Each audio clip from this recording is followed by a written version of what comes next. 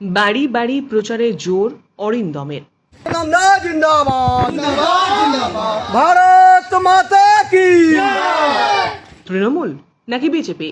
পশ্চিমবঙ্গ নির্বাচনে এটাই এখন মূল প্রশ্ন। কিন্তু আমডাঙ্গা বিধানসভার প্রশ্নটা আরও জটিল। ত্রিমুখী লড়াই চলছে উত্তর 24 পরগনার আমডাঙ্গায়। তৃণমূলের কাশিম সিদ্দিকী, বিজেপির অরিন্দম দে এবং আইএসএফের বিশ্বজিৎ মাইতি জোরদার লড়াই করছেন আমডাঙ্গায়। দীর্ঘদিন আমডাঙ্গা আসনটি তৃণমূল কংগ্রেসের কবজায় থাকলেও এবারে খেলা ঘুরতে পারে বলে মনে করছেন এলাকার সাধারণ মানুষ। তাই নির্বাচনী প্রচারে কোনো খামতি রাখছেন না বিজেপি প্রার্থী অরিন্দম দে। মূলত বাড়ি বাড়ি প্রচারেই জোর দিচ্ছেন তিনি। এছাড়াও বিভিন্ন মন্দিরে গিয়ে পুজো দিতেও দেখা যাচ্ছে অরিন্দমকে। বুথ ধরে ধরে ছোট ছোট সভা এবং সাধারণ মানুষের কাছে পৌঁছে গিয়ে বার্তা দিচ্ছেন পরিবর্তনের। এবারের নির্বাচন নিয়ে কতটা আশাবাদী অরিন্দম? প্রার্থীর প্রচারের ফাঁকে দুর্জয় বাংলার প্রতিনিধির সঙ্গে কথা বলেছেন তিনি।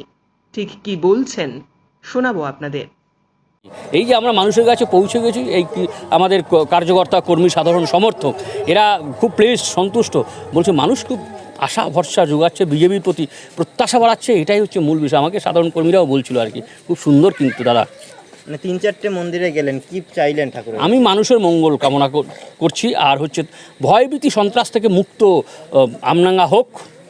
আমডাঙ্গা যেন কলম ধরতে জানে সাধারণ মানুষ, সে যে ধর্মেরই হোক না কেন, কলম ধরে যেন শিক্ষাটা ঠিকভাবে মানে চেতনা বিকাশ হয় যেন। কারণ শিক্ষা হচ্ছে একটা জাতির মেরুদণ্ড। সেই জায়গা দাঁড়িয়ে আমার প্রথম প্রায়োরিটি, আমি প্রথমেই বললাম যে শিক্ষা হচ্ছে আমার প্রথম বিষয় আর কি। মানে আপনি যখন পুজো দিলেন তখন আপনি প্রার্থনা করেননি যে আপনি যাতে জিততে পারেন, সেই মনস্কামনা যাতে পূরণ হয়? মনস্কামনা তো আছেই, যে যুদ্ধে আমি যাচ্ছি সেই যুদ্ধে যেন জয়লাভ করতে, যে কাজে যাচ্ছি সেই কাজে যেন জয়লাভ করতে পারি। পাশাপাশি আমি মানুষের মঙ্গলের জন্য হিতার্থে আমি প্রার্থনা করেছি বা ব্রত করেছি।